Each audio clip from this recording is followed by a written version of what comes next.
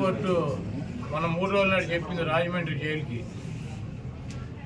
ఆయనేమో రా కదలరా అని చెప్పి ప్రజలను పిలుస్తున్నాడు. ఆయనేమో కోర్టులో రా కదలి వెళ్ళు సెంట్రల్ జైలుకి.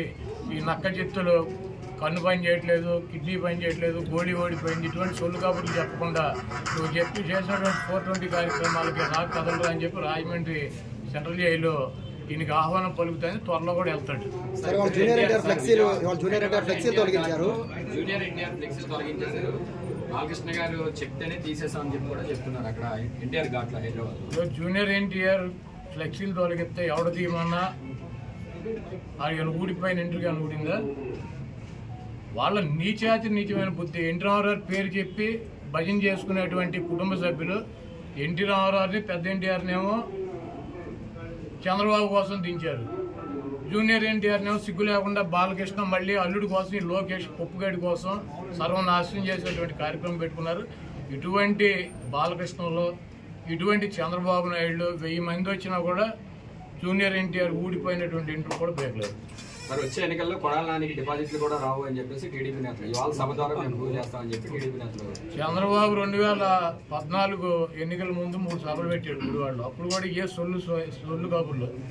కాకపోతే పోటీ చేసే అభ్యర్థులు మారారు, వచ్చి ప్రగల్భాలు చెప్పే సొల్లుగాళ్ళు మారారు. 2019 ఎన్నికల్లో కూడా కొడాలనానికి డిపాజిట్ లేకుండా చేస్తాను 3 మీటింగులు పెట్టి ఇటువంటి సొల్లు కబుర్లు, ఈ సొల్లు నా కొడుకులు సొల్లు పోరానని చెప్పారు.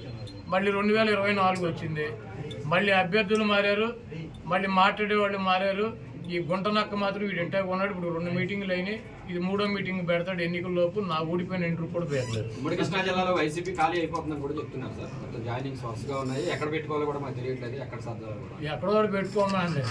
బాబు కొడుకులు 2 పుస్తకాలు పెట్టుకుంటారు కదా, ఎర్ర బుక్కులు, అక్కడ పెట్టుకోమనండి. బాబు కొడుకులు ఎర్ర బుక్కునే చించి తోసుకోమని చెప్పి కదా, ఎర్రను కూడా ఎక్కడో చోట తోసుకోమని చెప్పాలి. జన సమీకరణ రాకుండా పోలీసులు అడ్డుకుంటున్నారు అని చెప్తున్నారు. అసలు చంద్రబాబు గుడివాళ్ళు ఎవడొస్తాడు?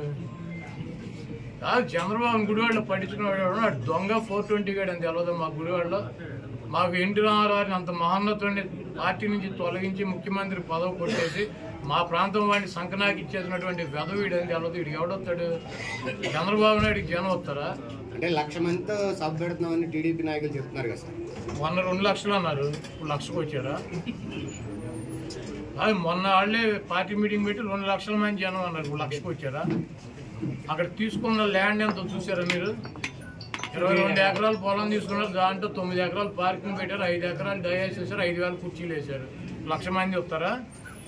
ఇప్పుడు వెళ్ళి లెక్కేటాడు కుర్చీలు 5,000 ఒకటో కుర్చీ ఉంటే నేను గుడివాడు వేసి వెళ్ళిపోతా. మీరు వెళ్ళా లెక్కేటాడు మీడియా వాళ్ళు.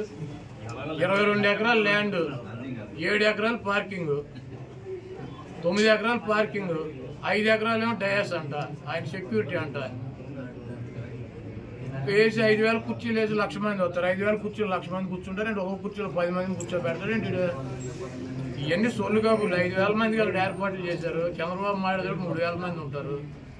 చంద్రబాబుకి ఆయన ఋత్విక్ రోషన్ ఏంటి ఓ జగబడి వచ్చేటకి ఈ సొల్లు గాడిని నా చిన్నప్పటి నుంచి చూసి సొల్లు కబుర్లు, సొల్లు పురాణం ఇవన్నీ ఈయన మా వాళ్ళకి చెవుల్లోంచి రక్తం గారిని చంద్రబాబుని పట్టించుకున్నాడు గుడివాళ్ళు ఎవడు ఉండడు. అంటే మీరేమో ఏమీ లేదంటున్నారు. ఒక పక్కన బాలసారి గారేమో జనసేనలో చేరుతున్నారు, బాలసారి గారు టీడీపీలో చేరుతున్నారు. ఎందుకని ఇట్లా వెళ్తూ ఉన్నారు? జగన్మోహన్ రెడ్డి గారు నిన్ను టీవీలో, ఏ టీవీ?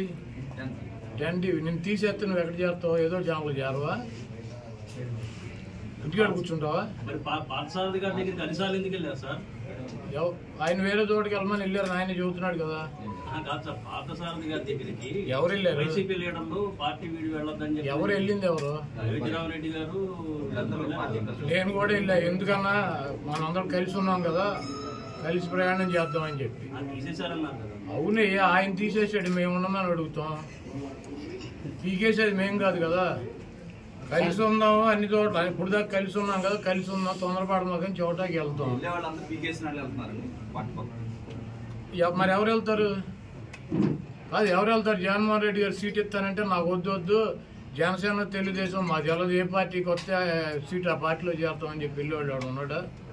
అది జగన్మోహన్ రెడ్డి గారు పీకేసిన వాళ్ళు తప్పించి, పక్కన పెట్టిన వాళ్ళు తప్పించి ఎవరు వెళ్ళారు చెప్పండి? ఒకటి పేరు చెప్పండి. జగన్మోహన్ రెడ్డి గారు నేను సీట్ ఇవ్వను, నీకు బాగాలేదు అని చెప్పిన వాళ్ళు తప్పించి ఎవరు వెళ్ళారు చెప్పండి? ఒకటి పేరు చెప్పండి. లేదు మాకు చంద్రబాబు దగ్గరికి వెళ్తామని చెప్పి వెళ్ళినాడు ఎవడు ఒకటి పేరు చెప్పండి. ఈ కేసు ఇప్పుడు మిమ్మల్ని ఒక ఛానల్లో పీకేస్తే ఇంకో ఛానల్కి వెళ్ళరా? ఉద్యోగం ఆయన సిటీలో కూర్చుంటారా? అంటే ఈ ఓట్ల కసరత్తు వ్యవహారం సీట్ల కసరత్తు ప్రారంభించక ముందే 4 ఎమ్మెల్యేలు వెళ్ళిపోయారు.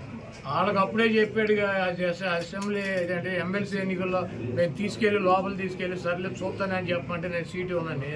మీరు రామాయణం అంతా రావుడు సీత ఏమవుతుంది నేనేం చెబుతాను కాదు. 4 ఏళ్ళు నలుగురికి అసెంబ్లీ జరుగుతూ ఉండగా ఓటేసే ముందు నలుగురిని తీసుకెళ్లి ముఖ్యమంత్రితో మాట్లాడిచ్చారా? మాట్లాడితే నేను సీట్ ఇవ్వలేను మీకు, మీరు కబూలే పలిగిపోయారని చెప్పాడా? వాళ్ళే బయటకు వచ్చి చెప్పారా నాకు సీట్ ఇవ్వమన్నాడు అందుకని చెప్పి మేము వేసామని చెప్పి. మళ్ళీ రామాయణం అంతా రావుడు సీత ఏమవుతుందంటే అప్పుడు నలుగురైనా ఇప్పుడు నలుగురైనా జగన్మోహన్ రెడ్డి గారు సీట్ ఇవ్వనంటే వెళ్ళిపోతారు.